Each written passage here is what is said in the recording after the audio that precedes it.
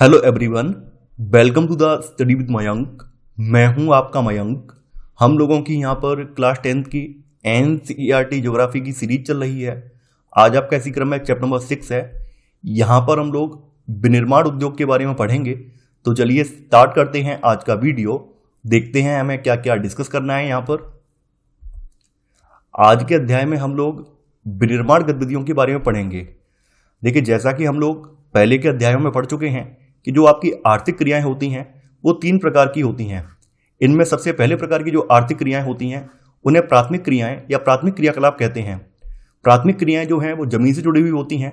इसमें जो है खेती बाड़ी है, मत्स्य क्रियाकलाप है यानी मछली पकड़ना है, खनन के कार्य हैं, ये सब क्रियाकलाप जो हैं प्राथमिक क्रियाओं में आ जाते हैं। वहीं जो आपके द्वितीय क्रियाकलाप होते हैं, द्वितीय क्रियाकलापों में जो आपके प्राथमिक क्रियाकलापों से प्राप्त उत्पाद होते हैं इनको प्रसंस्कृत करके उनको बहुमूल्य उत्पाद में कन्वर्ट किया जाता है। तो जो आपकी द्वितीय गतिविधियां होती हैं, द्वितीय क्रियाकलाप होते हैं, वो विनिर्माण से संबंधित होते हैं। वहीं जो आपकी तृतीय क्रियाकलाप या तृतीय गतिविधियां होती हैं वो सेवा क्षेत्र से संबंधित होती हैं और ये अपनी सेवाओं को प्राथमिक और द्वितीय क्षेत्र को प्रदान करती हैं।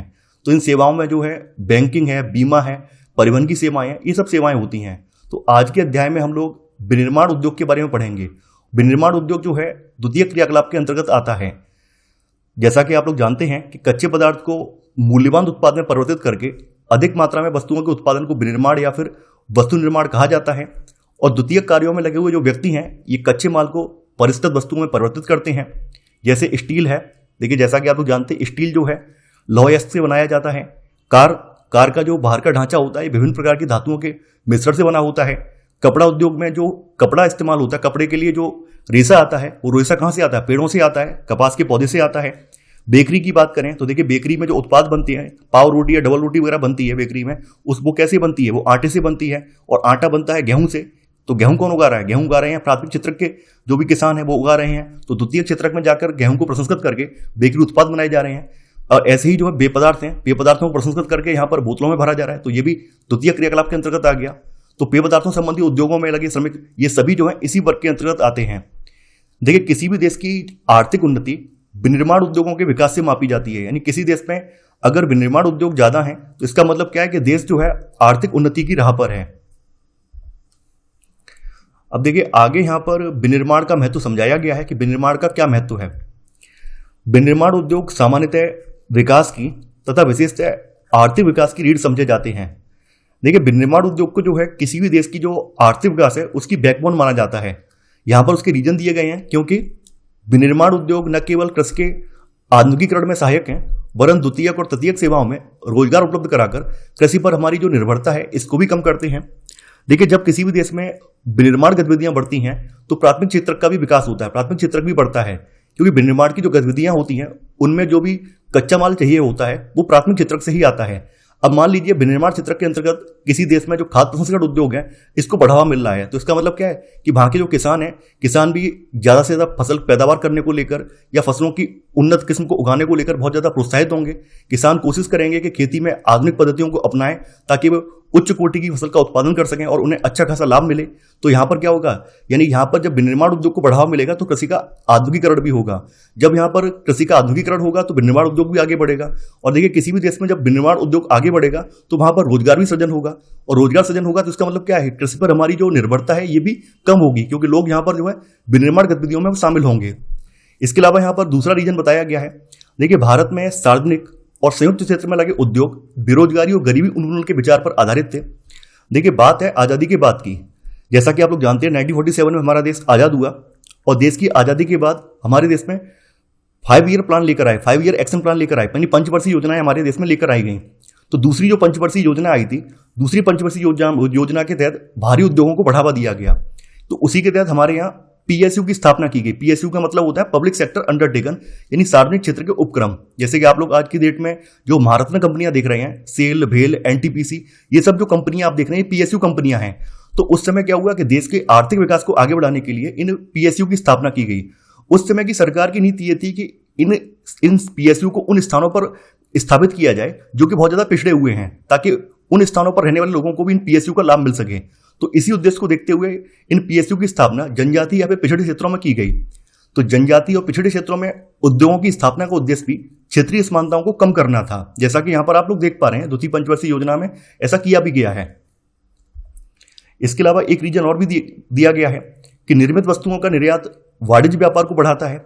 देखिए, जितना ज्यादा हमारे विनिर्माण में वस्तुएं बनेंगी उससे क्या होगा कि हमारा निर्यात बढ़ेगा, हमारा एक्सपोर्ट बढ़ेगा, यानी हमारा वाणिज्य व्यापार बढ़ेगा। और जब हमारा वाणिज्य व्यापार बढ़ेगा उससे क्या होगा, अपेक्षित विदेशी मुद्रा की प्राप्ति हुई, यानी हमें जो विदेशी मुद्रा है इसका भी हम अच्छा खासा अर्जन करेंगे, तो विदेशी मुद्रा भंडार में हमारे यहाँ वृद्धि होगी।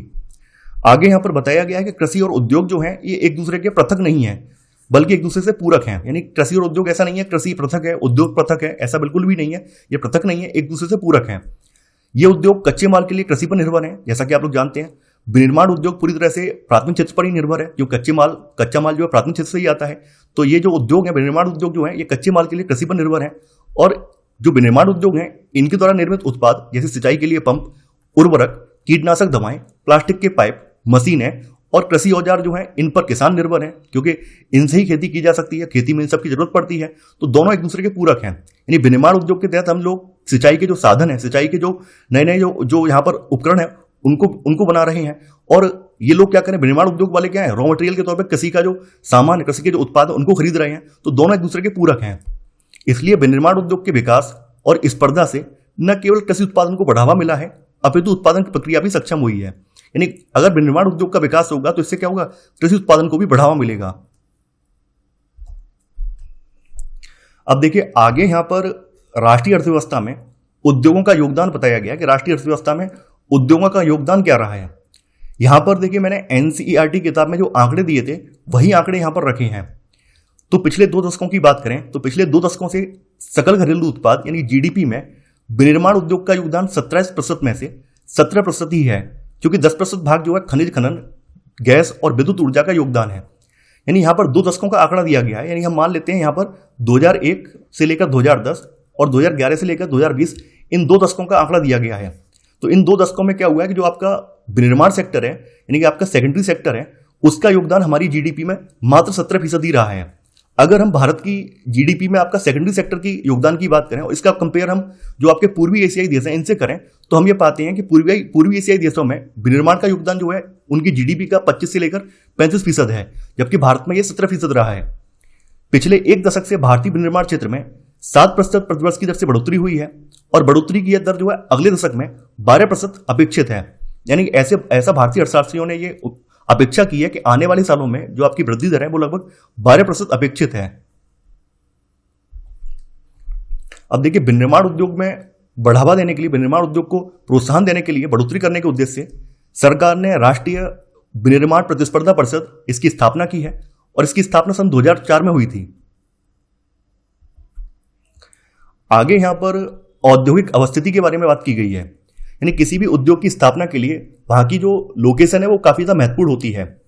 तो देखिए उद्योगों की जो स्थापना है ये कच्चे माल की उपलब्धता, श्रमिक, पूंजी, शक्ति के साधन और बाजार आदि की उपलब्धता से प्रभावित होती है। कहने का मतलब क्या है कि सबसे जरूरी बात यह है कि जो भी उद्योग हम स्थापित कर रहे हैं उसके लिए रॉ मटेरियल उपलब्ध होना चाहिए, यानी आसपास कच्चा माल भी उपलब्ध होना चाहिए। उद्योग में काम करने के लिए श्रमिक उपलब्ध होने चाहिए, पूंजी के तौर पर इन्वेस्टमेंट भी होना चाहिए, शक्ति के साधन है, उद्योग को चलाने के लिए विद्युत शक्ति की आवश्यकता पड़ती है तो विद्युत शक्ति के साधन उपलब्ध होने चाहिए और उद्योग के अंतर्गत जो भी माल तैयार हो रहा है उसको बेचने के लिए बाजार भी होना चाहिए। तो ये सब चीजें अवेलेबल होना चाहिए, तभी उद्योग की स्थापना हो सकती है। तो देखिए विनिर्माण उद्योग की स्थापना के लिए वही स्थान उपयुक्त है जहां पर ये कारक उपलब्ध हों और जहां इन्हें कम कीमत पर उपलब्ध कराया जा सकता है। अब देखिए यहां पर हम एक उदाहरण देते हैं। अब देखिए आप लोगों के मन में ख्याल आएगा कि लौह अयस्क उद्योग हरियाणा में स्टार्ट क्यों नहीं किया जा सकता है। लौह अयस्क उद्योग जो है आपके मध्य भारत में क्यों स्थापित किए गए हैं, वहीं पर क्यों स्थापित किए गए हैं जहां पर लौह अयस्क का खनन किया जाता है। स्टील के प्लांट कभी भी हरियाणा में या फिर पंजाब में क्यों नहीं लगाए गए, ऐसा आपके मन में ख्याल आएगा। देखिए हरियाणा पंजाब में अगर प्लांट लगाएंगे तो जो यहाँ पर कच्चे माल की जो ट्रांसपोर्टेशन कॉस्ट है, यानी कच्चे माल की जो परिवहन लागत है बहुत ज्यादा आ जाएगी। इसी वजह से स्टील के प्लांट वहीं पर स्थापित किए गए जहां पर लौह अयस्क का खनन किया जा रहा है, ताकि वो पास से ही लौह अयस्क उठकर आ जाए और उसको प्रसंस्कृत करके स्टील वगैरह बनाया जा सके, जिससे कि हमारी जो कॉस्ट है वो भी कम से कम आए। तो यहाँ पर उद्योग बाजार का संबंध दर्शाया गया है। जैसे यहाँ बताया गया निवेश के तौर पर, निवेश में क्या क्या होता है, कच्चा माल या उसके घटक, उत्पादन घटक में आपके भूमि आ जाती है, श्रम आ जाता है, पूंजी है, उद्यमी है, अवसंरचना है। अब देखिए इन सब के बाद परिवहन आता है। परिवहन यानी कि ये सब चीजें लेकर कहाँ जाते हैं, कारखाने में लेकर जाते हैं। कारखाने में ये सब चीजें पहुंचने के बाद क्या होता है, माल को तैयार किया जाता है। फिर परिवहन की मदद से माल को बाजार तक पहुंचाया जाता है। इससे हमें जो भी पूंजीगत लाभ होता है फिर से हम इसको क्या लेकर आते हैं, अपने उद्योग में लेकर आते हैं, फिर से इन्वेस्ट करते हैं और फिर से ये चक्र चलता रहता है। देखिए, औद्योगिक प्रक्रिया के प्रारंभ होने के साथ साथ जो आपका नगरीकरण है ये भी प्रारंभ होता है। इसका उदाहरण आपका जमशेदपुर नगर है। जैसा कि आप लोग जानते हैं 1907 ईस्वी में जो टिस्को प्लांट है उसकी स्थापना की गई थी। तो टिस्को प्लांट की स्थापना के साथ ही जमशेदपुर नगर का विकास होना भी स्टार्ट हो गया था। तो औद्योगिक प्रक्रिया और नगरीकरण जो है साथ साथ चलते हैं। नगर जो है उद्योगों को बाजार और सेवाएं जैसे कि बैंकिंग, बीमा, परिवहन, श्रमिक और वित्तीय सलाह आदि उपलब्ध कराते हैं। यानी नगर जो होते हैं उद्योगों को विभिन्न प्रकार की बाजार और सेवाएं उपलब्ध कराते हैं, जैसे बैंकिंग की सेवाएं, बीमा है, परिवहन है, इसके अलावा श्रमिक है, वित्तीय सलाह, ये सब जो है सेवाएं प्रोवाइड कराते हैं। नगर केंद्रों के द्वारा दी गई सुविधाओं से लाभान्वित कई बार बहुत से उद्योग नगरों के आसपास ही केंद्रित हो जाते हैं, जिसे समूहन बचत कहा जाता है। इसका सबसे अच्छा उदाहरण आपका राष्ट्रीय राजधानी क्षेत्र यानी कि एनसीआर रीजन है। दिल्ली और इसके आसपास का रीजन है। जैसा कि आप लोग देख रहे होंगे कि विगत कुछ वर्षों से दिल्ली और इसके आसपास के क्षेत्रों में, जैसे हरियाणा हुआ, गुड़गांव वाला जो रीजन है, यहाँ पर कई सारे उद्योग धंधे विकसित होने लगे हैं। उसका रीजन क्या है कि एनसीआर में विभिन्न प्रकार की सुविधाएं उपलब्ध हैं, चाहे वो सेवा क्षेत्र की सुविधाएं हो, सेवा क्षेत्र के अंतर्गत सॉफ्टवेयर इंडस्ट्री हो, या फिर आपकी बैंकिंग सुविधाएं हो, परिवहन सुविधाएं हो। इसके अलावा जो आपका लेबर से संबंधित है, यानी यहाँ पर एनसीआर में यूपी बिहार के अच्छे खासे कामगार भी काम करने के लिए आते हैं, तो यहाँ पर लेबर भी उपलब्ध है। इसके अलावा यहाँ पर अच्छा खासा मार्केट भी है, विभिन्न उद्योग एक दूसरे की पास होने का लाभ भी उठा रहे हैं। तो यहाँ पर क्या एक समूह बचत का माहौल बन जा रहा है। तो इसी वजह से एनसीआर रीजन के आसपास उद्योगों का संकेंद्रण बढ़ता जा रहा है। अगर हम आजादी से पहले की बात करें तो स्वतंत्रता से पहले अधिकतर विनिर्माण उद्योगों की स्थापना दूरस्थ देशों से व्यापार पर आधारित थी, जैसे मुंबई, कोलकाता और चेन्नई आदि, क्योंकि उस समय जो व्यापार होता था हमारा आयात और निर्यात पर आधारित होता था। तो उसी वजह से उस समय स्थापना ऐसे इस हिसाब से की गई थी कि ताकि जो भी माल तैयार हो वो पोर्ट के जरिए, बंदरगाहों के जरिए दूसरे देशों तक पहुंचाया जा सके। परिणाम स्वरूप कुछ एक नगर औद्योगिक क्रांति के रूप में उभरे जो ग्रामीण कृषि पृष्ठ प्रदेश से घिरे हुए थे। यानी ये जो नगर हैं आपके, जैसे मुंबई है, कोलकाता है और चेन्नई है, इनके आसपास के जो क्षेत्र थे वो पूरी तरह से ग्रामीण कृषि पृष्ठ प्रदेश थे, तो उनसे ये घिरे हुए थे। आगे यहां पर बताया गया कि किसी उद्योग की अवस्थिति का निर्धारण उसकी न्यूनतम उत्पादन लागत से निर्धारित होता है। देखिए, सबसे जरूरी बात यह है कि उद्योग की जो अवस्थिति है उसके लिए न्यूनतम उत्पादन लागत आए। यानी कहने का मतलब यह है कि रॉ मटेरियल भी हमें सस्ती लागत में उपलब्ध हो जाए।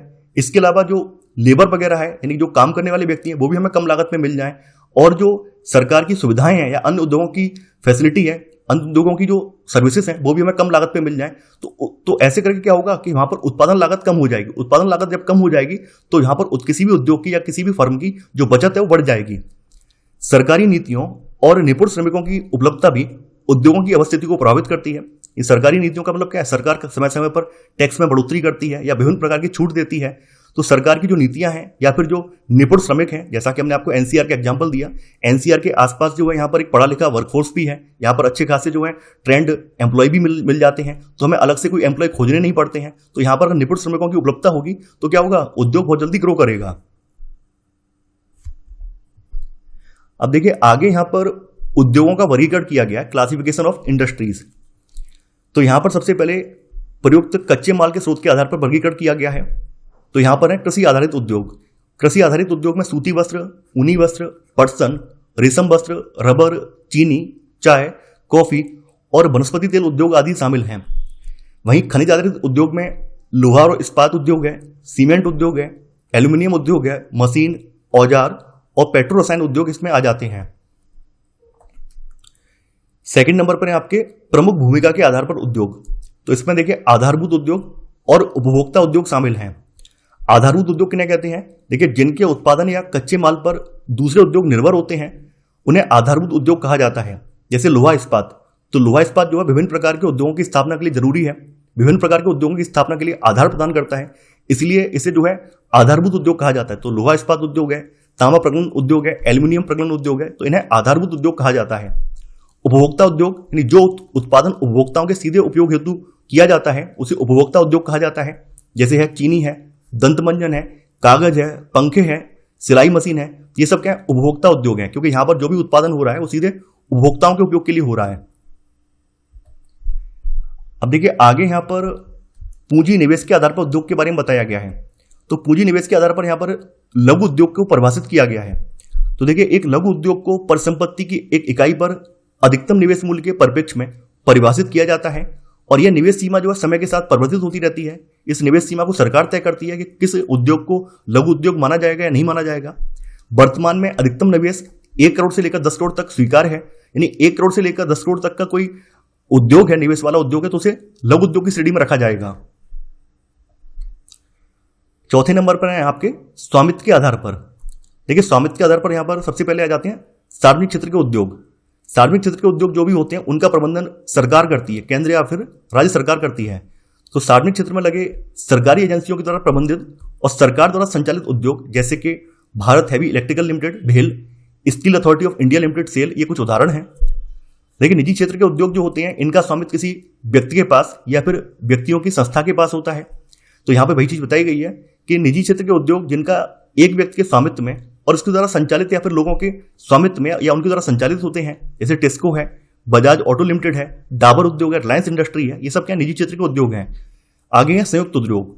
देखिए वैसे उद्योग जो राज्य सरकार और निजी क्षेत्र के संयुक्त प्रयास से चलाए जाते हैं, जैसे कि आपका ऑयल इंडिया लिमिटेड, ये एक संयुक्त उद्योग का उदाहरण है क्योंकि ये राज्य सरकार और प्राइवेट संस्थाओं के सहयोग से चलाया जा रहा है। अगला है आपका सहकारी उद्योग। देखिए जिनका स्वामित्व कच्चे माल की पूर्ति करने वाले उत्पादकों, श्रमिकों या फिर दोनों के हाथों में होता है, इसे जो है सहकारी उद्योग कहा जाता है। इसमें कच्चे माल की आपूर्ति करने वाले उत्पादक भी शामिल हैं और जो तैयार करने वाले जो श्रमिक हैं वो भी शामिल होते हैं। तो इस प्रकार के जो उद्योग होते हैं उन्हें सहकारी उद्योग कहा जाता है। देखिए इसमें संसाधनों का जो कोष होता है संयुक्त होता है, यानी यहाँ पर जो भी फंड वगैरह का कोष होगा वो संयुक्त होगा। उसी से जो यहाँ पर आपूर्ति करता है वो भी यहाँ पर उसी फंड का लाभ उठाएंगे और उसी फंड का इस्तेमाल करके श्रमिक भी जो है अपने लिए जो भी मशीन वगैरह लेनी होगी वो भी उसी से लेंगे। तो यहाँ पर संसाधनों का कोष संयुक्त होता है और लाभ हानि का विभाजन भी आनुपातिक होता है। जैसे महाराष्ट्र के चीनी उद्योग हैं, केरल के नारियल पर आधारित उद्योग हैं, तो ये आपके सहकारी उद्योग के उदाहरण हैं। अब देखिए 5वें नंबर पर है कच्चे तथा तैयार माल की मात्रा व भार के आधार पर उद्योग। तो यहां पर कच्चे और तैयार माल की मात्रा और भार के आधार पर उद्योगों में सबसे पहले आ जाते हैं भारी उद्योग। तो भारी उद्योगों में आपका लोहा और इस्पात उद्योग आ जाता है। हल्के उद्योग जो कम भार वाले कच्चे माल का प्रयोग करके हल्के तैयार माल का उत्पादन करते हैं, तो जैसे यहां पर विद्युतीय उद्योग है तो ये आपका हल्के उद्योग का उदाहरण है। अब देखिए यहां पर कृषि आधारित उद्योग की बात की गई है। तो देखिए कृषि आधारित उद्योग में जैसा कि हम लोग पढ़ चुके हैं, सूती वस्त्र, पटसन, रेशम, ऊनी वस्त्र, चीनी और वनस्पति तेल आदि उद्योग जो हैं ये कृषि से प्राप्त कच्चे माल पर आधारित होते हैं। तो सबसे पहले बात करते हैं वस्त्र उद्योग की। देखिए वस्त्र उद्योग देश का एक अकेला उद्योग है जो कच्चे माल से उच्चतम अतिरिक्त मूल्य उत्पाद तक की श्रृंखला में परिपूर्ण तथा आत्मनिर्भर है। तो यहाँ पर सबसे पहले यहाँ बताया गया वस्त्र उद्योग में अतिरिक्त मूल्य उत्पाद कैसे बनता है।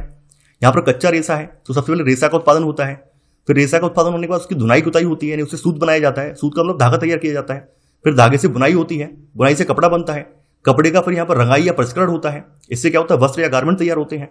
ठीक है, वस्त्र या गारमेंट तैयार होने के बाद उनसे वस्त्रों से जैसे आप देखते होंगे कमीज है, आपकी पैंट है या विभिन्न प्रकार के जो अन्य वस्त्र हैं वो तैयार किए जाते हैं, उनको फिर मार्केट में बेचा जाता है। तो ऐसे करके आप देख रहे होंगे यहाँ पर वस्त्र उद्योग में अतिरिक्त मूल्य उत्पाद तैयार हो रहा है। अब देखिए वस्त्र उद्योग भी कई प्रकार के होते हैं, जैसे ऊनी वस्त्र है, सूती वस्त्र है, या फिर जो आपके आजकल जो आपके जो कृत्रिम रेशे हैं उनसे निर्मित वस्त्र हैं वो भी वस्त्र होते हैं। तो यहाँ पर हम लोग सबसे पहले बात करेंगे सूती वस्त्र उद्योग की। जैसा कि आप लोग जानते हैं कि प्राचीन भारत में सूती वस्त्र जो हैं ये हाथ से कताई करके हथकरघा बुनाई तकनीकों से बनाए जाते थे। 18वीं शताब्दी के बाद विद्युतीकरणों का उपयोग होने लगा है, तो विद्युतीकरणों के उपयोग से वस्त्र बनाए जाने लगे हैं। औपनिवेशिक काल के दौरान हमारे परंपरागत वस्त्र उद्योग को काफ़ी ज़्यादा हानि उठानी पड़ी है, क्योंकि जैसा कि आप लोग जानते हैं कि औपनिवेशिक काल के दौरान इंग्लैंड में औद्योगिक क्रांति हुई है। तो इंग्लैंड में औद्योगिक क्रांति के होने के साथ ही इंग्लैंड में जो मशीनीकृत उत्पादन है ये भी आरंभ हो गया है। तो इंग्लैंड में अब कपड़ा जो है मशीनों से बनाया जाने लगा है। तो मशीनों पर जो कपड़ा बनाया जाता था उसकी गुणवत्ता भारतीय कपड़े की तुलना में काफ़ी ज़्यादा अच्छी थी। और चूंकि यहाँ पर मशीनों से कपड़ा बनाया जा रहा है तो जो उत्पादन हो रहा था वो लार्ज स्केल पर हो रहा था। तो जब उत्पादन लार्ज स्केल पर हो रहा था तो यहाँ पर कीमतें भी कपड़े की कम हो गई थी। यही कारण है कि इस समय जो इंग्लैंड का बना हुआ कपड़ा था उस कपड़े ने पूरा का पूरा मार्केट कवर कर लिया था। तो इसी वजह से इस काल में भारतीय कपड़े को काफ़ी ज़्यादा हानि उठानी पड़ी है। भारत में बात करें तो देश में प्रथम वस्त्र उद्योग सन 1818 ईस्वी में कोलकाता के समीप फोर्ट गैलेस्टर में स्थापित हुआ था, लेकिन हालांकि कुछ समय के बाद ये बंद हो गया था। भारत की पहली सफल यंत्रीकृत वस्त्र मिल मुंबई में 1854 ईस्वी में कावसजी डाबर के द्वारा स्थापित की गई थी। देखिए ये दोनों तिथियां काफ़ी ज़्यादा इंपॉर्टेंट हैं। अगर आपसे पूछा जाए परीक्षा में, अगर आपसे पूछा जाए और पूछा भी गया है कि भारत में पहला वस्त्र उद्योग कहाँ पे लगाया गया था, तो आप बता देंगे 1818 ईस्वी में कोलकाता के समीप फोर्ट गैलेस्टर में लगाया गया था। और अगर आपसे पूछा जाए कि भारत की पहली सफल यंत्रीकृत वस्त्र मिल कहाँ पे लगाई गई थी, तो आप मुंबई का नाम बता देंगे। मुंबई में 1854 ईस्वी में लगाई गई थी। तो ये काफी ज्यादा इंपॉर्टेंट है, कई बार पीसीएस परीक्षा में ये पूछा भी गया है। देखिए, आरंभिक वर्षों में सूती वस्त्र उद्योग महाराष्ट्र और गुजरात के जो कपास उत्पादन क्षेत्र हैं यहीं तक सीमित था। देखिए, जैसा कि आप लोग जानते हैं कि महाराष्ट्र और गुजरात वाला जो रीजन है ये दक्कन के पठार वाला रीजन है और ये अपनी काली मिट्टी के लिए फेमस है। काली मिट्टी जो है कपास उत्पादन के लिए आदर्श मानी जाती है, तो यहाँ पर कपास का उत्पादन अच्छा खासा होता है। तो इसी वजह से आरंभिक वर्षों में जो सूती वस्त्र उद्योग है तो ये महाराष्ट्र और गुजरात का जो कपास उत्पादन क्षेत्र है यहीं तक सीमित रहा था। यहाँ पर कपास की उपलब्धता, बाजार, परिवहन, पत्तनों की समीपता, श्रम, नमी युक्त जलवायु, इन सभी कारकों ने वस्त्र उद्योग के स्थानीयकरण को बढ़ावा दिया है। और इस उद्योग की वजह से यहाँ पर रसायन रंजक मिल स्टोर, यानी कपड़ों को रंगने के लिए रसायन रंजक भी चाहिए, तो रसायन रंजक मिल स्टोर और पैकेजिंग सामग्री, और इसके साथ ही साथ यहाँ पर जो भी करघे वगैरह लगाए गए हैं, यानी कि यहाँ पर जो हैंडलूम वगैरह लगाए गए हैं, उनके लिए इंजीनियरिंग उद्योग की डिमांड बढ़ने लगी है। अगर हम बात करें कताई कार्य की, तो कताई कार्य जो है महाराष्ट्र, गुजरात और तमिलनाडु में केंद्रित है। कताई का मतलब क्या होता है कि जो आपकी कॉटन है, रुई है, रुई से जो धागा बनाने की प्रक्रिया होती है उसको कताई कार्य कहते हैं। यानी कि रुई होती है, रुई से धागा तैयार किया जाता है, इसको सूत की कताई कहते हैं। उस धागे से बाद में कपड़ा बनाया जाता है। तो पहला कार्य क्या होता है कि रुई को धुनकर, रुई को साफ करके सूत की कताई करना, जिससे कि धागा तैयार हो। तो जो धागा तैयार करने का काम है तो ये महाराष्ट्र, गुजरात और तमिलनाडु में केंद्रित है। लेकिन सूती, रेशम, जरी, कासीदाकारी आदि में बुनाई के परंपरागत कौशल और डिजाइन देने के लिए बुनाई जो है ये अत्यधिक विकेंद्रीकृत है। देखिए, आज भी भारत में कुछ कुछ ऐसे वस्त्रों की डिजाइन है जो कि हाथों से तैयार की जाती है। आज भी भारत में कुछ कुछ ऐसे वस्त्र हैं जो कि पूरी तरह से हाथों से तैयार किए जाते हैं। तो इनके केंद्र कोई एक जगह केंद्रित नहीं है, बल्कि भारत में फैले हुए हैं। हर जगह की अपनी एक विशिष्ट शैली है, विशिष्ट पहचान है और उसके अकॉर्डिंग वहां पे वस्त्र बनाए जाते हैं। तो इनके केंद्र जो है अत्यधिक विकेंद्रीकृत हैं। भारत में कताई उत्पादन तो विश्व स्तर का है, यानी हमारे यहाँ जो सूत की कताई होती है इसका उत्पादन तो विश्व स्तर का है। लेकिन जो बुना हुआ वस्त्र है ये कम गुणवत्ता वाला है, क्योंकि आज भी हमारे यहाँ जो बुना हुआ वस्त्र है वो विभिन्न क्षेत्रों में हाथों से बुना जाता है, इसलिए उसकी गुणवत्ता जो है मशीनों की बुनाई की तुलना में कम गुणवत्ता वाला है, क्योंकि यह देश में उत्पादित उच्च स्तरीय धागे का अधिक प्रयोग नहीं कर पाता है। एक रीजन यहाँ पर यह भी है क्योंकि हमारे यहाँ के जो बुनकर हैं वो देश में उत्पादित जो उच्च स्तरीय धागा उसका प्रयोग नहीं करते हैं, सस्ते किस्म का प्रयोग करते हैं। इसी वजह से हमारे यहाँ जो हाथ से बना हुआ वस्त्र है वो कम गुणवत्ता वाला होता है। बुनाई का कार्य हथकरघों, विद्युत करघों और जो कपड़ा मिल हैं उनमें होता है। हाथ से बुनी खादी कुटीर उद्योग के रूप में बुनकरों को उनके घरों में बड़े पैमाने पर रोजगार प्रदान कराता है। यानी हाथ से जो बुनाई होती है तो हाथ से बुनाई वाला जो काम है ये खादी कुटीर उद्योग में आ जाता है, लघु कुटीर उद्योग में आ जाता है। तो ये जो है बुनकरों को और उनके जो परिवार के सदस्य हैं उन सबको बड़े पैमाने पर रोजगार प्रदान करता है। अगर हम बात करें सूती रेशे में, तो सूती रेशे के विश्व व्यापार में हमारे देश की भागीदारी, भारत की भागीदारी लगभग 1/4 है। यानी पूरी दुनिया में जितना भी सूती रेशे का व्यापार होता है उसमें भारत की हिस्सेदारी लगभग 25% की, 1/4 की है। बुनाई और कताई तथा प्रक्रमण इकाइयां देश में उत्पन्न किए गए उच्च कोटि के धागे का उपयोग नहीं कर पाती हैं, क्योंकि हमारे यहाँ उच्च कोटि का जो कपास है उसका उत्पादन नहीं हो पाता है। हमारे यहाँ की जो बड़ी बड़ी फैक्ट्रियां हैं, बड़े बड़े जो मिल हैं, वो बाहर से कपड़ा आयात करके तब कपड़ा बनाते हैं, जबकि हमारे यहाँ के जो बुनकर हैं वो उच्च स्तर का कपास इस्तेमाल न कर पाने की वजह से निम्न स्तर का कपास इस्तेमाल करते हैं।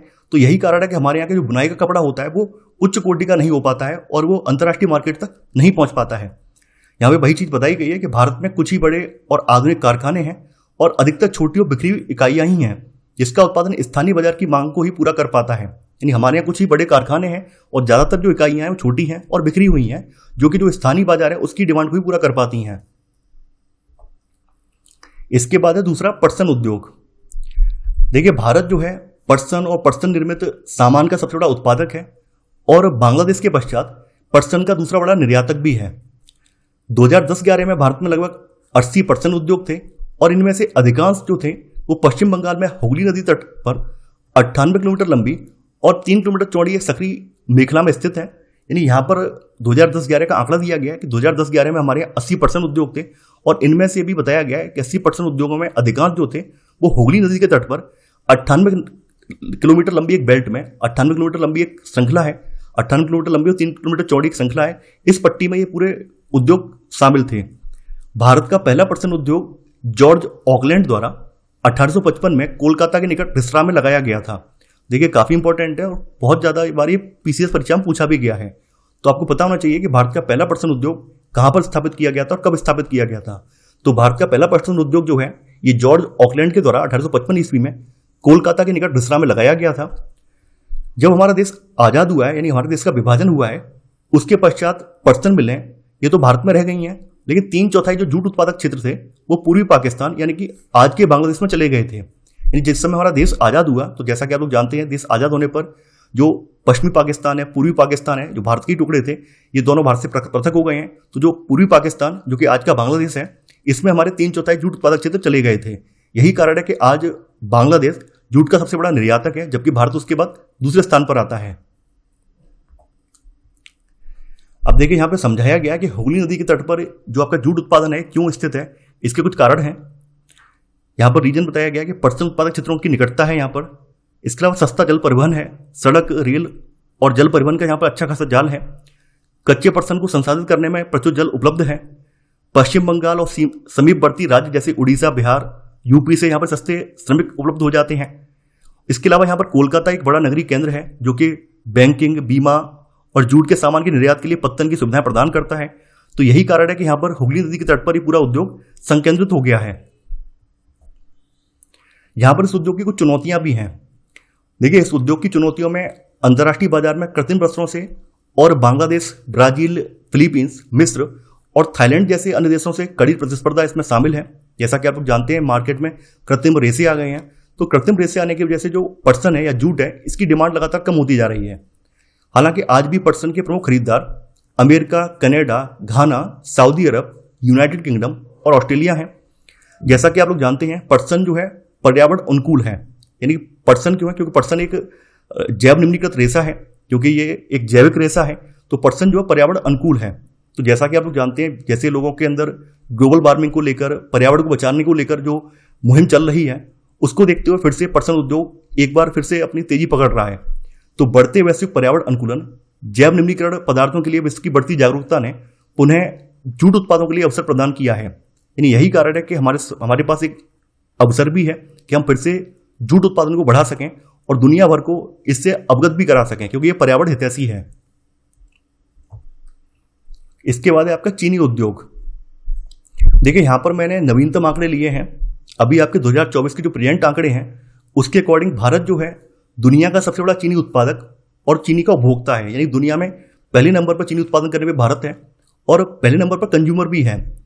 इसके अलावा गुड़ और खंडसारी के उत्पादन में भी भारत का पहला स्थान है। इस उद्योग में प्रयुक्त कच्चा माल जो है भारी होता है और ढुलाई में इसमें सुक्रोज की मात्रा घट जाती है।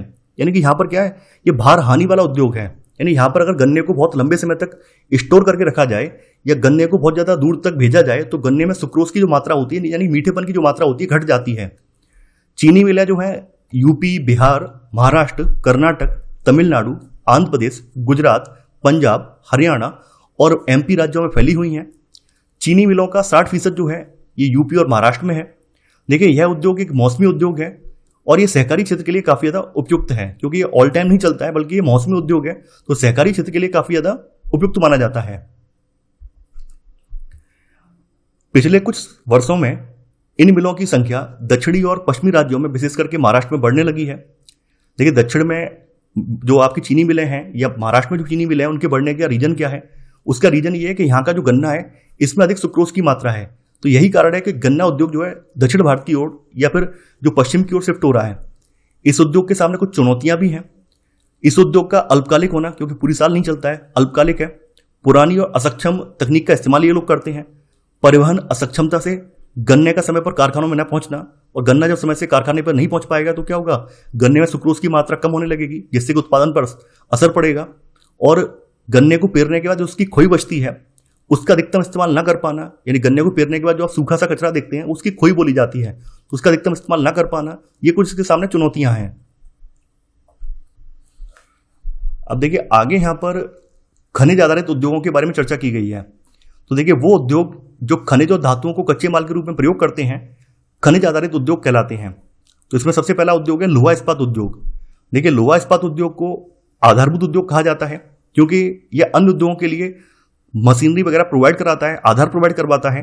तो इसी वजह से इसको जो है एक आधारभूत उद्योग कहा जाता है, क्योंकि अन्य सभी भारी, हल्के और मध्यम उद्योग इससे बनी मशीनरी पर निर्भर हैं। इसी वजह से इसको जो है आधारभूत उद्योग कहते हैं।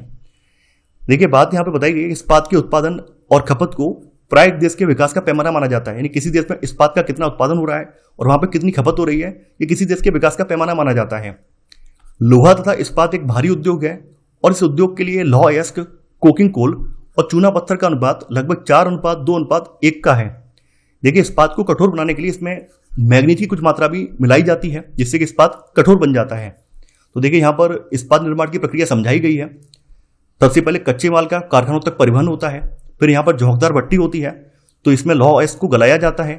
चूना पत्थर यहाँ पर एक सहायक खनिज के रूप में इसमें मिलाया जाता है ताकि इससे अशुद्धियां या फिर मैल को हटाया जा सके। और अयस्क को गर्म करने के लिए जो कोकिंग कोल होता है उसका ईंधन के रूप में इस्तेमाल करते हैं। फिर यहाँ पर ढलवा लोहा ढलवा लोहा बनता है, यानी लोहा गलने के बाद ढलवा लोहा यहाँ पर बनता है। तो तरल पदार्थ जो होता है इसको सांचों में डाला जाता है, जिससे ढलवा लोहा तैयार होता है। और फिर बाद में ढलवा लोहे को रोलिंग, प्रेसिंग, डलाई और गड़ाई के जरिए नया आकार दिया जाता है। यानी ढलवा लोहे को पुनः ये गलाते हैं, ऑक्सीडेट के द्वारा फिर से अशुद्धियां हटाते हैं, इसमें मैग्नीज, निकल या क्रोमियम मिलाकर इसको स्टील के रूप में कन्वर्ट करते हैं। फिर इसमें रोलिंग, प्रेसिंग, ढलाई और गड़ाई करके विभिन्न प्रकार के जो उत्पाद है वो तैयार करते हैं। ठीक है, यहाँ पर मैंने सभी नवीनतम आंकड़े रखे हैं। यहाँ पर आपके वर्तमान के आंकड़े रखे गए हैं, 2023 के आंकड़े रखे गए हैं। तो यहाँ पर 2023 का आंकड़ा है कि वर्ष 2023 में भारत 125.32 मिलियन टन इस्पात का विनिर्माण कर संसार में कच्चा इस्पात उत्पादकों में दूसरे स्थान पर था। यानी कच्चा इस्पात उत्पादन करने के मामले में भारत जो है विश्व में सेकंड नंबर पर था। वहीं स्पंज लोहे का सबसे बड़ा उत्पादक है, यानी दुनिया में भारत जो है स्पंज लोहे का सबसे बड़ा उत्पादक है। स्पंज लोहे के उत्पादन में भारत जो है पहले स्थान पर आता है। इस्पात के अधिक उत्पादन के बावजूद भी 2023 में यहाँ पर प्रतिवर्ष प्रति व्यक्ति खपत केवल 86.7 किलोग्राम थी, जबकि इसी समय में विश्व में प्रति व्यक्ति औसत खपत 233 किलोग्राम थी। यानी कि इतना ज्यादा उत्पादन करने के बावजूद भी, इस्पात का दूसरा सबसे बड़ा उत्पादक होने के बावजूद भी भारत में प्रति व्यक्ति इस्पात की जो खपत है वो काफी कम है। यहाँ पर मात्र एक साल में एक व्यक्ति औसत रूप से 86.7 किलोग्राम इस्पात की खपत कर पाता है, जबकि विश्व में प्रति व्यक्ति जो है औसत खपत कितनी है, 233 किलोग्राम है। देखिए इस समय भारत में 10 मुख्य संकलित उद्योग और बहुत से छोटे छोटे इस्पात संयंत्र हैं। देखिए इसमें मिनी इस्पात उद्योग संयंत्र आ जाते हैं। तो मिनी इस्पात उद्योग जो है छोटे संयंत्र हैं जिनमें विद्युत भट्टी, रद्दी इस्पात और स्पंज आयरन का प्रयोग होता है। इनमें रोलर्स होते हैं और इनमें इस्पात सिल्लियों का इस्तेमाल किया जाता है। वहीं एक संकलित इस्पात संयंत्र एक बड़ा संयंत्र होता है जिसमें कच्चे माल को एक स्थान पर एकत्रित करने से लेकर इस्पात बनाने, उसे ढालने और उसे आकार देने तक की जो पूरी प्रक्रिया होती है पूरी संपन्न की जाती है। यहाँ पे बताया गया है कि सार्वजनिक क्षेत्र के लगभग सभी उपक्रम अपने इस्पात को स्टील अथॉरिटी ऑफ इंडिया यानी सेल के माध्यम से बेचते हैं। यानी हमारे यहाँ पर जितने भी स्टील के उपक्रम हैं वो सभी अपना स्टील अथॉरिटी ऑफ इंडिया के माध्यम से ही बेचते हैं। अगर हम यहाँ पर चाइना से कंपेयर करें तो 1950 के दशक में भारत और चीन जो है ये दोनों लगभग एक समान मात्रा में इस्पात उत्पादित करते थे। लेकिन आज की स्थिति देखें तो आज जो है चीन जो है इस्पात का सबसे बड़ा उत्पादक है और इस्पात की सर्वाधिक खपत वाला देश भी चीन ही है। ये दुनिया में इस्पात के उत्पादन में जो है चाइना आज पहले नंबर पर है, भारत दूसरे नंबर पर है। लेकिन किसी टाइम में 1950 के दशक की बात करें तो उस समय भारत और चीन लगभग समान मात्रा में इस्पात उत्पादित करते थे।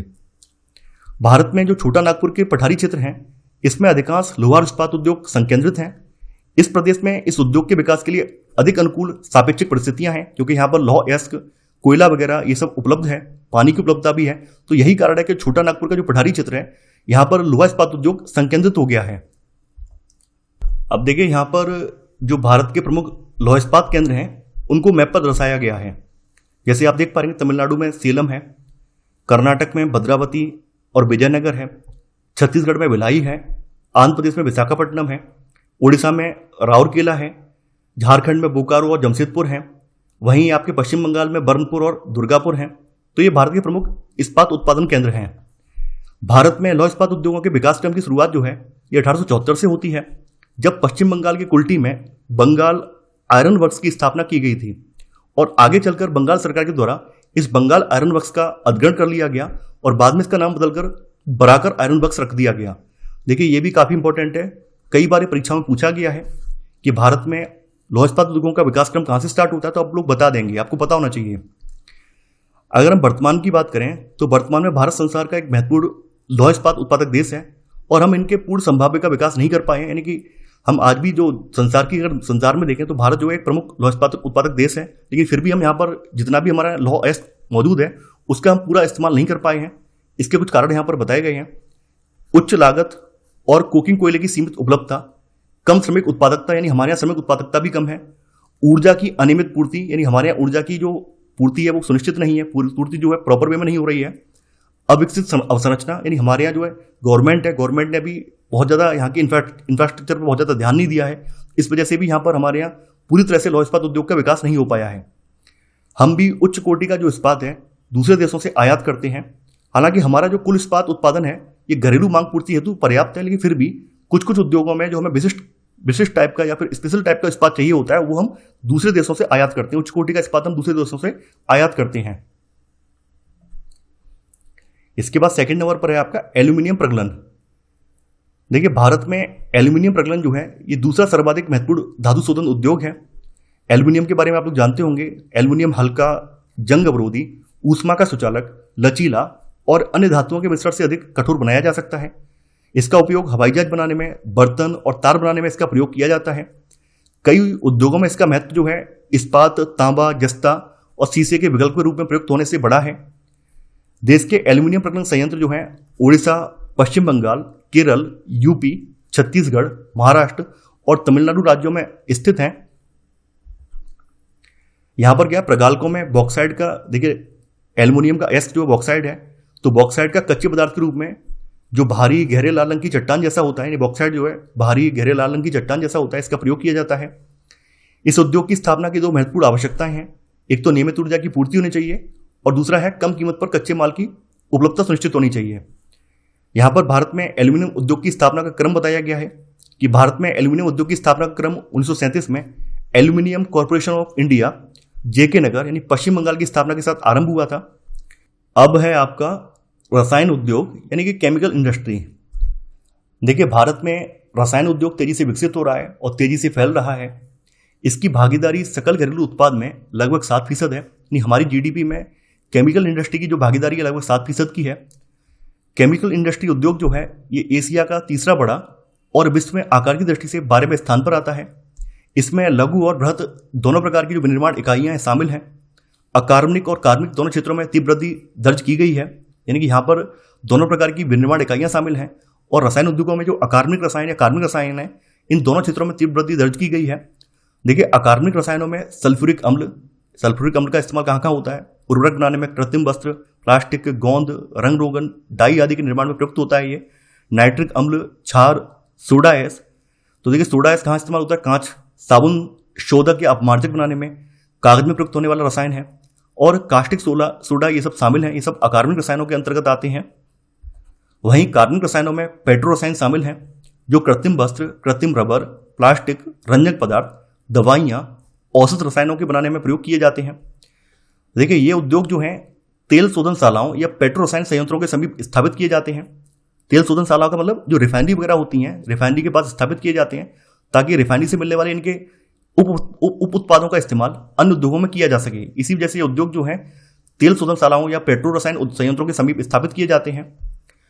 देखिए आधारभूत रसायन एक प्रक्रिया द्वारा अन्य रसायन उत्पन्न करते हैं और इनका उपयोग औद्योगिक अनुप्रयोग, कृषि या फिर उपभोक्ता बाजारों के लिए किया जाता है। इसके बाद है आपका उर्वरक उद्योग। देखिए उर्वरक उद्योग भी रसायन उद्योग का ही पार्ट है। देखिए उर्वरक उद्योग नाइट्रोजनी उर्वरक, मुख्यतः यूरिया, फॉस्फेटिक उर्वरक यानी डीएपी यानी डाई अमोनियम फास्फेट, और अमोनियम फास्फेट और मिश्रित उर्वरक जिसमें 3 मुख्य पोषक उर्वरक शामिल हैं, नाइट्रोजन, फॉस्फेट और पोटास इसमें शामिल हैं। इनके उत्पादन क्षेत्रों के इर्द गिर्द ये केंद्रित है। देखिए पोटास की बात करें तो पोटास हमारे देश में पूरी तरह से आयात किया जाता है, क्योंकि हमारे देश में वाणिज्यिक रूप से या किसी भी रूप में प्रयुक्त होने वाला जो पोटास है या फिर पोटेशियम यौगिकों का जो भंडार है ये हमारे देश में उपलब्ध नहीं है। तो हमारा देश पूरी तरह से पोटास को इंपोर्ट करता है, दूसरे देशों से मंगाता है। हरित क्रांति के बाद हमारे यहाँ पर जो फर्टिलाइजर्स है इनकी डिमांड लगातार बढ़ गई है। तो हरित क्रांति के बाद ये उद्योग जो है देश के अन्य भागों में फैल गया है। गुजरात, तमिलनाडु, उत्तर प्रदेश, पंजाब और केरल राज्य जो हैं ये कुल उर्वरक उत्पादन का लगभग 50% उत्पादन करते हैं। इसके अलावा अन्य महत्वपूर्ण उत्पादक राज्यों में आंध्र प्रदेश, उड़ीसा, राजस्थान, बिहार, महाराष्ट्र, असम, पश्चिम बंगाल, गोवा, दिल्ली, एमपी और कर्नाटक शामिल हैं। देखिए भारत में रासायनिक उर्वरक उद्योग की शुरुआत सन 1906 में रानीपेट तमिलनाडु में सुपर फॉस्फेट संयंत्र की स्थापना से स्टार्टिंग हुई थी। और इस उद्योग की वास्तविक प्रगति जो है सन 1951 में फर्टिलाइजर कॉर्पोरेशन ऑफ इंडिया द्वारा सिंदरी यानी झारखंड के कारखाने की स्थापना से इसकी वास्तविक प्रगति हुई है। कहने का मतलब यह है कि भारत में पहला रासायनिक उर्वरक उद्योग जो है वो 1906 में रानीपेट तमिलनाडु में स्थापित किया गया था, लेकिन देश में वास्तविक प्रगति इसकी जो है 1951 में फर्टिलाइजर कॉर्पोरेशन ऑफ इंडिया इसके द्वारा सिंदरी में जो कारखाना स्थापित किया गया है उसके साथ इसकी वास्तविक प्रगति स्टार्ट हुई है। इसके बाद अगला उद्योग है आपका सीमेंट उद्योग। देखिए, सीमेंट आधारभूत संरचना के निर्माण का एक महत्वपूर्ण घटक है और सीमेंट का आविष्कार जो है सन 1824 में इंग्लैंड के पोर्टलैंड स्थान पर किया गया था। इसी वजह से सीमेंट को पोर्टलैंड सीमेंट भी कहा जाता है। इस उद्योग को भारी और स्थूल कच्चे माल जैसे कि चूना, पत्थर, सिलिका और जिप्सम की आवश्यकता होती है। रेल परिवहन के अतिरिक्त इसमें कोयला और विद्युत ऊर्जा की भी आवश्यकता होती है। इस उद्योग की इकाइयां गुजरात में लगाई गई हैं क्योंकि यहां से इसे खाड़ी देशों के बाजारों में भेजा जाता है, बाहर के देशों में इसको एक्सपोर्ट किया जाता है। भारत में पहली बार समुद्री सीपियों का उपयोग करके चेन्नई में 1904 में सीमेंट बनाने का असफल प्रयास किया गया। देखिए, काफी इंपॉर्टेंट है, नहीं हमारे देश में पहली बार समुद्री सीपियों का उपयोग करके 1904 में चेन्नई में सीमेंट बनाने का एक असफल प्रयास किया गया, लेकिन भारत में सफल संयंत्र की शुरुआत जो है 1914 में इंडियन सीमेंट कंपनी के पोरबंदर संयंत्र की स्थापना से स्टार्टिंग हुई है। यहाँ पर ध्यान देने वाली बात यह कि पहला जो प्रयास है वो असफल रहा है और पहला प्रयास 1904 में चेन्नई में किया गया है जो कि असफल रहा है। उसके 10 साल बाद 1914 में इंडियन सीमेंट कंपनी की स्थापना पोरबंदर में की गई है और यहां से सीमेंट बनाने की सफल शुरुआत भारत में हुई है। अगला उद्योग है आपका मोटर गाड़ी उद्योग। जैसा कि आप लोग जानते हैं, मोटर गाड़ी जो है यात्रियों और सामान के तीव्र परिवहन के साधन है और बिना मोटर गाड़ी के मोबिलिटी संभव भी नहीं है। भारत में विभिन्न केंद्रों पर ट्रक, बसें, कारें, मोटरसाइकिल, स्कूटर, तिपहिया वाहन या फिर जो बहुउपयोगी वाहन है निर्मित किए जाते हैं। जब हमारे देश में उदारीकरण लाया गया, जैसा कि आप लोग जानते हैं 1991 में हमारी देश की जो अर्थव्यवस्था है इसमें रिफॉर्म लाया गया और इस रिफॉर्म के तहत हमारी अर्थव्यवस्था में एलपीजी अप्रोच को अपनाया गया। लिबरलाइजेशन, प्राइवेटाइजेशन और ग्लोबलाइजेशन की अप्रोच को अपनाया गया। उदारीकरण, निजीकरण और वैश्वीकरण की अप्रोच है, इस अप्रोच को भारतीय अर्थव्यवस्था में शामिल किया गया। तो उदारीकरण के पश्चात नए और आधुनिक मॉडल के वाहनों का बाजार और वाहनों की मांग बढ़ी है, जिससे इस उद्योग में विशेषकर कार और दोपहिया या तिपहिया वाहनों में अपार वृद्धि हुई है। वर्तमान में यह उद्योग दिल्ली, गुड़गांव, मुंबई, पुणे, चेन्नई, कोलकाता, लखनऊ, इंदौर, हैदराबाद, जमशेदपुर और बेंगलुरु के आसपास स्थित है। इसके बाद सबसे महत्वपूर्ण उद्योग है आपका सूचना प्रौद्योगिकी और इलेक्ट्रॉनिक उद्योग। देखिए, इलेक्ट्रॉनिक उद्योग के अंतर्गत आने वाले उत्पादों में ट्रांजिस्टर से लेकर television, telephone, cellular, telecom, telephone exchange, radar, computer और अन्य दूरसंचार उद्योग के लिए उपयोगी या अनेक उपकरण इसके तहत बनाए जाते हैं। बेंगलुरु को भारत की इलेक्ट्रॉनिक राजधानी के रूप में जाना जाता है। बेंगलुरु जो है भारत की इलेक्ट्रॉनिक राजधानी है। बेंगलुरु जो है सूचना प्रौद्योगिकी उद्योग का प्रमुख केंद्र भी है और इसे जो है सिलिकॉन वैली ऑफ इंडिया भी कहा जाता है। कई बार पूछा जाता है कि भारत के किस नगर को सिलिकॉन वैली ऑफ इंडिया कहा जाता है, तो बेंगलुरु को भारत का सिलिकॉन वैली ऑफ इंडिया कहा जाता है। इलेक्ट्रॉनिक सामान के अन्य महत्वपूर्ण उत्पादक केंद्रों में मुंबई, दिल्ली, हैदराबाद, पुणे, चेन्नई, कोलकाता और लखनऊ शामिल हैं। इस उद्योग का सर्वाधिक संकेंद्रण बेंगलुरु, नोएडा, मुंबई, चेन्नई, हैदराबाद और पुणे में है। देखिए, यहाँ पर मैप पर कुछ सॉफ्टवेयर टेक्नोलॉजी पार्क्स के बारे में बताया गया है, कहाँ पर सॉफ्टवेयर टेक्नोलॉजी पार्क्स हैं तो उनके बारे में बताया गया है। जैसे कि श्रीनगर में है, मोहाली में है, नोएडा में है, फिर इधर आपका जयपुर में है, गांधीनगर में है, आपका एमपी में इंदौर में है, फिर यहाँ पर महाराष्ट्र में मुंबई और पुणे में है, कर्नाटक में बेंगलुरु और मैसूरू में है, यहाँ पर केरल में तिरुवनंतपुरम, तमिलनाडु में चेन्नई, तेलंगाना में हैदराबाद, इधर आंध्र प्रदेश में विशाखापट्टनम, उड़ीसा में भुवनेश्वर, पश्चिम बंगाल में कोलकाता और असम में गुवाहाटी, यहाँ पर कुछ सॉफ्टवेयर टेक्नोलॉजी पार्क स्थापित किए गए हैं। अब देखिए, यहाँ पर फूटलूज उद्योग के बारे में बताया गया है। देखिए, फूटलूज उद्योग से संबंधित प्रश्न कई बार परीक्षाओं में पूछे गए हैं क्योंकि एक लेटेस्ट ये वर्ड है फूटलूज उद्योग, तो आपको पता होना चाहिए फूटलूज उद्योग किसे कहा जाता है। देखिए, ऐसे उद्योगों को फूटलूज उद्योगों की संज्ञा दी जाती है जो किसी विशेष स्थान से कोई लाभ नहीं लेते हैं, अर्थात ऐसे उद्योग जो किसी भी स्थान पर स्थापित किए जा सकते हैं और उन पर संसाधन या फिर परिवहन जैसे कारकों का कोई प्रभाव नहीं पड़ता है। जैसे कि आपकी सॉफ्टवेयर इंडस्ट्री है, तो सॉफ्टवेयर इंडस्ट्री पर ना तो परिवहन का असर पड़ता है, ना ही किसी स्थान का असर पड़ता है कि भाई हम मान लीजिए ठंडे इलाकों में स्थापित करवा दें तो भी कोई फर्क नहीं पड़ेगा, गर्म इलाकों में स्थापित करवा दें तो भी कोई फर्क नहीं पड़ेगा। तो यहाँ पर ना तो संसाधनों का बहुत ज़्यादा फर्क पड़ रहा है, यानी यहाँ तो ऐसा थोड़ी ना है कि यहाँ पर हमें लौह चाहिए, कोयला चाहिए इसको चलाने के लिए, ऐसा कुछ भी नहीं है। केवल बिजली चाहिए और विद्युत कहीं भी मिल जाए, विद्युत जो है अगर विद्युत हमारे पास हाइड्रो पावर वाली है उससे भी ये उद्योग चल जाएगा, अगर आपके यहाँ पास पवन ऊर्जा वाली विद्युत है उससे भी उद्योग चल जाएगा, तो कहीं भी स्थापित किया जा सकता है। तो सॉफ्टवेयर उद्योगों को फूडलोज उद्योग की श्रेणी में शामिल किया जाता है। देखिए काफी इंपॉर्टेंट है ये, और कई बार ये पूछा भी गया है क्योंकि ये नवीनतम फैक्ट है। फूडलोज उद्योग के बारे में जो आपकी जो अभी हाल की परीक्षाएं हुई हैं उनमें पूछा भी गया है। अब देखिए आगे यहां पर औद्योगिक प्रदूषण तथा पर्यावरण निम्नीकरण के बारे में बात की गई है। देखिए जैसा कि आप लोग जानते हैं विभिन्न उद्योगों की स्थापना से क्या होता है, पोल्यूशन होता है, प्रदूषण होता है। तो उद्योग जो हैं 4 प्रकार के पोल्यूशन के लिए उत्तरदायी हैं। इसमें वायु, जल, भूमि और ध्वनि प्रदूषण शामिल है। प्रदूषण करने वाले उद्योगों में ताप विद्युत गृह भी सम्मिलित हैं। तो सबसे पहले बात करते हैं एयर पोल्यूशन की, यानी कि वायु प्रदूषण की। जैसा कि आप यहाँ पर देख पा रहे हैं, यहाँ पर उद्योगों की जो चिमनियां हैं इनसे निकलने वाला जो गैस वगैरह या धुआं वगैरह है उससे हमारी वायु प्रदूषित होती है। तो अधिक अनुपात में अनचाही गैसों की उपस्थिति जैसे सल्फर डाइऑक्साइड और कार्बन मोनोऑक्साइड ये दोनों ही गैसें जो हैं ये आपके वायु प्रदूषण का मुख्य कारण है।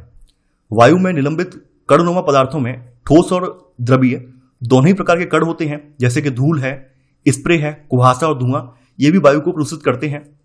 रसायन व कागज उद्योग, ईंटों के भट्टे, तेल शोधनशालाएं, प्रगलन उद्योग, जीवाश्म ईंधन दहन और छोटे बड़े कारखाने प्रदूषण के नियमों का उल्लंघन करते हैं और ये धुआं निष्कासित करते हैं।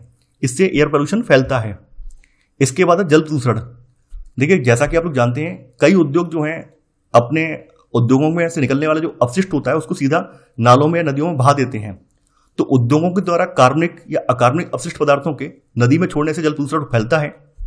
जल प्रदूषण के प्रमुख कारक जो हैं कागज, लुगदी, रसायन वस्त्र, रंगाई उद्योग, तेल शोधनशालाएं, चमड़ा उद्योग, इलेक्ट्रोप्लेटिंग उद्योग, ये सब हैं जो रंग, अपमार्जक, अम्ल, लवण और भारी धातुएं जैसे कि सीसा, पारा, कीटनाशक, उर्वरक, कार्बन, प्लास्टिक और रबर सहित कृत्रिम रसायन ये सब जल में वाहित करते हैं। तो ये उद्योग इसके प्रमुख कारक हैं। भारत के मुख्य अपशिष्ट पदार्थों में फ्लाई ऐश, देखिए ताप विद्युत गृह जो आपके होते हैं, थर्मल पावर प्लांट जो आपके होते हैं जहां पर कोयले का प्रयोग किया जाता है वहां पर फ्लाई ऐश बनती है।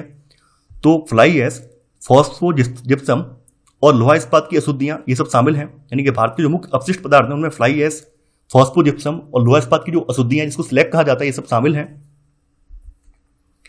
इसके बाद है आपका तापीय प्रदूषण। देखिए जब कारखानों या फिर तापघरों से गर्म जल को बिना ठंडा किए ही नदियों या तालाबों में छोड़ दिया जाता है तो जल में तापीय प्रदूषण होता है। जैसा कि आप लोग देखते होंगे कई सारे उद्योग धंधे या कारखाने होते हैं, वहां से निकलने वाला जो गर्म पानी है उसको ठंडा ना करके सीधा ही गर्म ही नदी में या तालाब में छोड़ दिया जाता है। तो ऐसे करने से तापीय प्रदूषण फैलता है। परमाणु ऊर्जा संयंत्रों के अपशिष्ट व परमाणु शस्त्र उत्पादक कारखानों से कैंसर, जन्मजात विकार और अकाल प्रसव जैसी बीमारियां होती हैं। जैसा कि आप लोग जानते हैं जो आपके न्यूक्लियर पावर प्लांट हैं वहां के जो अपशिष्ट होते हैं या जहां पर परमाणु शस्त्र बनाए जाते हैं तो उन कारखानों से कैंसर फैलाने वाले रसायन या जन्मजात विकार पहुंचाने वाले जो रसायन हैं ये सब फैलते हैं। इससे क्या क्या बीमारी होती है, जन्मजात विकार होते हैं और अकाल प्रसव जैसी बीमारियां उत्पन्न होती हैं। वर्षा के जल के साथ जब ये प्रदूषक जमीन में रिसकर अंदर पहुंच जाते हैं, भूमिगत जल में पहुंच जाते हैं तो ये उसे भी प्रदूषित कर देते हैं। अब देखिए चौथा है ध्वनि प्रदूषण। देखिए ध्वनि प्रदूषण से खिन्नता और उत्तेजना ही नहीं वरन श्रवण असक्षमता, श्रवण का मतलब सुनने की जो आपकी शक्ति उसमें हिनास, हृदय गति, रक्तचाप, ब्लड प्रेशर और जो अन्य कायिक व्यथाएं हैं ये भी बढ़ती हैं। यानी अन्य जो आपके शारीरिक विकार हैं ये सब बढ़ते हैं। अनचाही ध्वनि जो है उत्तेजना और मानसिक चिंता का स्रोत होती है। तो ध्वनि प्रदूषण फैलाने में भी आप जानते हैं उद्योग धंधे, आपके जो परिवहन के साधन हैं या फिर आपकी जो विभिन्न प्रकार की क्रियाकलाप में ये सब योगदान देते हैं। अब देखिए आगे यहाँ पर पर्यावरणीय निम्नीकरण की रोकथाम के बारे में उपाय बताए गए हैं। जैसा कि हमने अभी देखा था कि जल प्रदूषण का जो मुख्य कारण क्या है, जो कारखानों से निकलने वाला अपशिष्ट है जिसको हम बिना संशोधित किए, बिना उसको ट्रीट किए सीधा अगर हम जल में छोड़ देते हैं तो इससे जल प्रदूषण होता है। तो यहाँ पर उसी चीज के बारे में बताया गया है कि कारखानों के द्वारा जो निष्कासित 1 लीटर अपशिष्ट है इससे लगभग 8 गुना जो आपका स्वच्छ जल है ये दूषित होता है। तो औद्योगिक अपशिष्ट का शोधन 3 चरणों में किया जा सकता है। सबसे पहला चरण जो है इसमें यांत्रिक साधनों के द्वारा प्राथमिक शोधन होना चाहिए। इसमें अपशिष्ट से पदार्थों की छटाई, उनके छोटे छोटे टुकड़े करना, ढकना या तलछट जमाव आदि शामिल है। सेकंड वाला जो प्रक्रिया है उसमें जैविक प्रक्रियाओं के द्वारा द्वितीयक शोधन होना चाहिए और तीसरी प्रक्रिया में जैविक, रासायनिक और भौतिक प्रक्रियाओं के द्वारा तृतीयक शोधन होना चाहिए।